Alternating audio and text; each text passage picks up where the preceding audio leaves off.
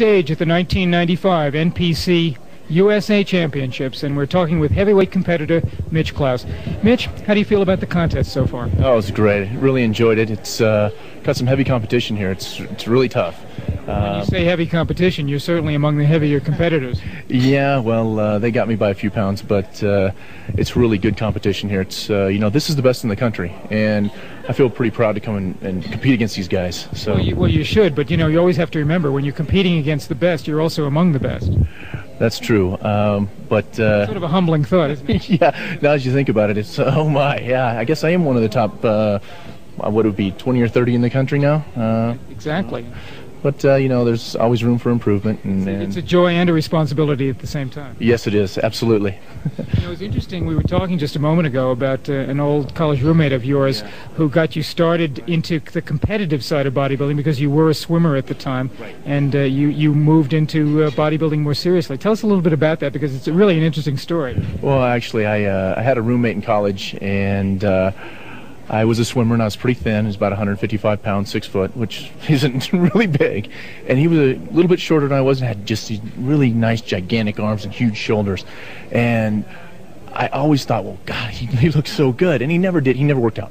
Never, ever worked out. And all the girls would come over and go, ooh, look at his arms. And that day, I was like, well, that's it. I'm going to the gym every day from now on. And I did. I just started going. And, he probably doesn't look the same nowadays, but it was really kind of an inspiration. I don't know, it kicked something into high gear, and I said, it's time to get this thing going.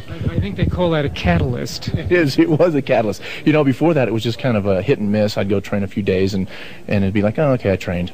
And then after that, it was really, I had to get going. Well, during those college years, just the space of time from the incentive that he provided until graduation, did you really pack on a lot of muscle?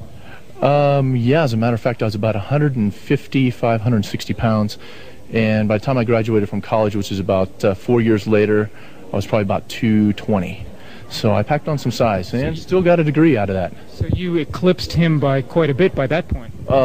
Yeah, quite a bit. And, funny, I had not seen him. We roommate together for maybe 8 months to a year, and after that I haven't seen him since, so I have absolutely no idea what's happened to him.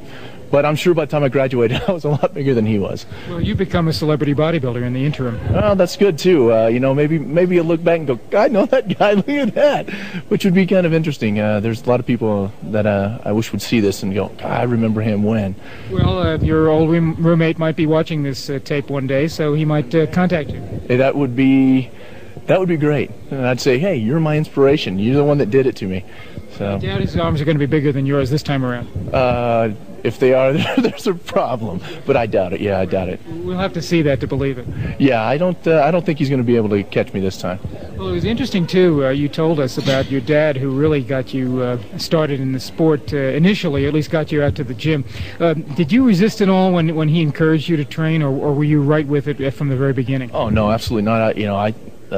I needed the ride to the gym, and my dad was more than happy to take me in whatever sport I wanted to do, and that happened to be what I wanted to do. And some of my friends were in the gym, and as a kind of a place, I guess more for a social atmosphere for me, other than just training. And so I'd go down there, and Dad, take me to the gym. Okay, I couldn't drive at the time, so he'd take me, and he'd come pick me up 2 hours later, and that was that. And it worked out real well. I'm sure he's happy for it today. Have you ever had any regrets about being a bodybuilder? Oh, yeah. I guess there's a lot of regrets in just about anything. But 10 years ago, when I really started competing, I find that I've dropped a lot of other things in my life that I've used to do, like skiing, snow skiing, and tennis, and some of the other stuff that you just kind of do in regular life. And I've just dropped all other sports and took this up, and this is the love of my life. I love bodybuilding, and I'm sticking with it. Of course, I'm not going to change over to golf unless they offer me a great contract. But I couldn't hit a golf ball anyway.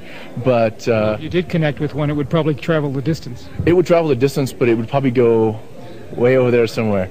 So, but yeah, I really love bodybuilding, and it's something I'm sticking with. So I'm here for the duration. Well, actually, I like to turn pro, of course, like many of these other gentlemen would. But also I realize that I've got to do other things in my life too.